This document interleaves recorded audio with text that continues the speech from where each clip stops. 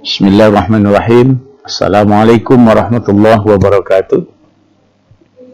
Alhamdulillahi rabbil alamin, wassalatu wassalamu ala asyrafil anbiya'i wal mursalin wa ala alihi wa sahbihi ajma'in. Para santri yang Ustaz sayangi, pada hari ini kita akan mempelajari tentang aliran-aliran akidah di dalam Islam. Apa sebab apa latar belakang yang menyebabkan munculnya aliran-aliran akidah di dalam Islam? Yang pertama, faktor terbunuhnya Utsman bin Affan yang kemudian menimbulkan munculnya peristiwa tahkim, di mana ada kelompok yang tidak puas terhadap kinerja Ali bin Abi Thalib pada saat beliau menjadi khalifah dalam menuntaskan dan mencari siapa yang membunuh Utsman. Lalu kemudian ada kelompok lain yang menuntut bahwa Ali harus turun dari tahtanya, dari jabatan sebagai khalifah, yakni Muawiyah bin Abi Sufyan, karena beliau adalah kerabat dari Utsman bin Affan. Maka singkat dari peristiwa ini, kemudian Ali turun dari kekhalifahan dan secara aklamasi terpilihlah Muawiyah bin Abi Sufyan mengganti Ali sebagai khalifah. Orang-orang yang selama ini mendukung Ali, pro kepada Ali, merasa tidak puas atas peristiwa diangkatnya Muawiyah bin Abi Sufyan sebagai pengganti Ali. Lalu orang-orang yang mendukung Ali ini meminta supaya Ali bisa mengambil kembali jabatan kekuasaan yang dipegang oleh Muawiyah bin Abi Sufyan. Tapi Ali sebagai sahabat Nabi yang zuhud, yang tidak lagi memikirkan dunia, beliau enggan untuk mengambil kembali tampuk kekuasaannya. Lalu kemudian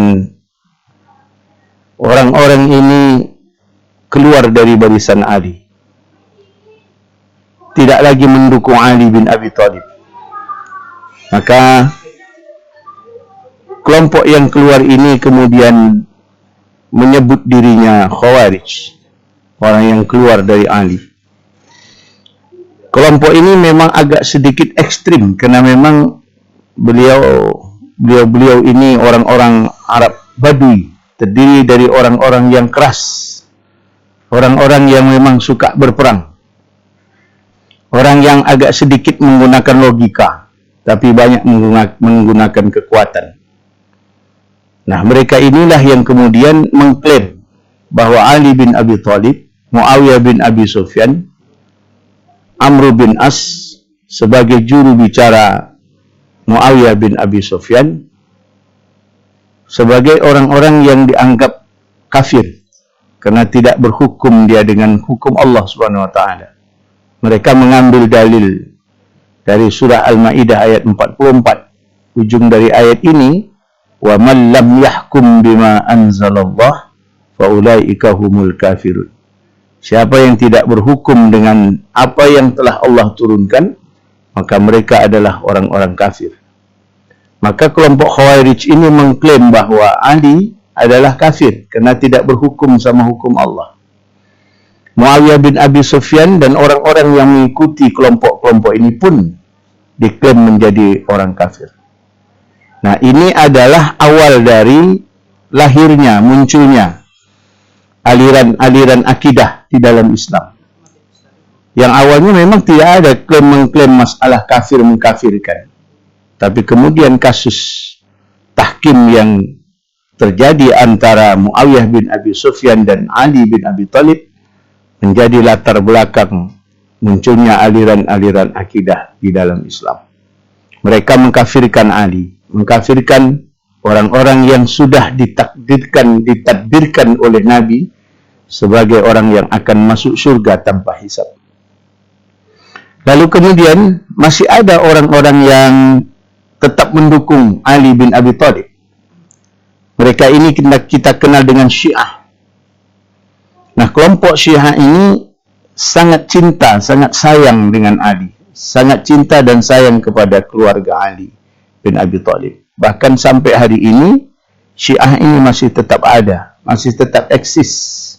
Hanya saja di ujung dari perjalanan Syiah yang awalnya mereka cinta kepada Ali, mereka cinta kepada sahabat-sahabat yang lain, lalu muncullah subsekte, sub-sub aliran dari Syiah itu. Di antaranya adalah Syiah yang percaya kepada imam yang 12. Nah, pada saat Syiah yang percaya kepada imam yang 12 ini, mereka mengeluarkan Abu Bakar, mengeluarkan Utsman, mengeluarkan Umar sebagai sahabat-sahabat Nabi. Bahkan mereka dianggap orang-orang yang merampok hak milik Ali bin Abi Thalib yang semestinya ketika Rasulullah wafat, maka kekhalifahan digantikan oleh Ali, bukan digantikan oleh Abu Bakar, bukan digantikan oleh Utsman, dan bukan digantikan oleh Umar. Lalu kemudian setelah ada Syiah, di mana mereka sangat cinta kepada Nabi dengan beberapa pola-pola berfikirnya, lalu ada aliran Jabariyah, ada aliran Qadariyah.